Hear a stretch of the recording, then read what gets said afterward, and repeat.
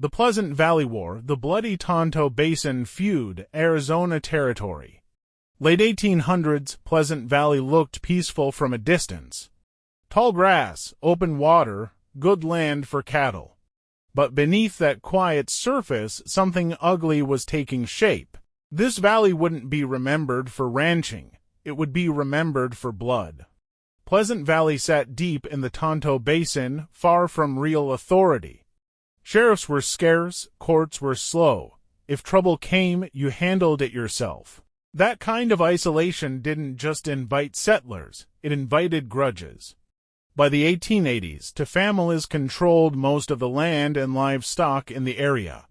The Grahams and the Tewksburys, at first, they weren't enemies. They worked the same valley, shared trails, and watched each other carefully. Then cattle began disappearing. Rustling accusations flew back and forth, no proof, just suspicion.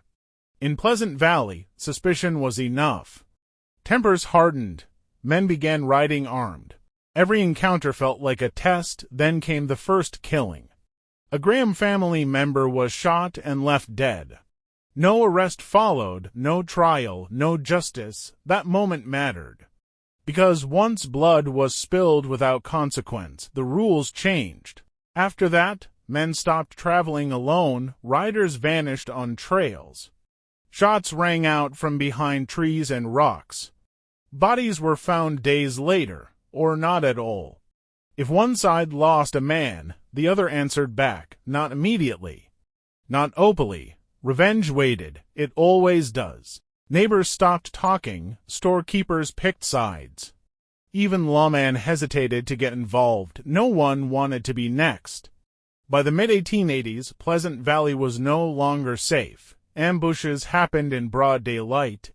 Houses were burned. Families fled the valley entirely. Some killings were direct, others were quiet and personal.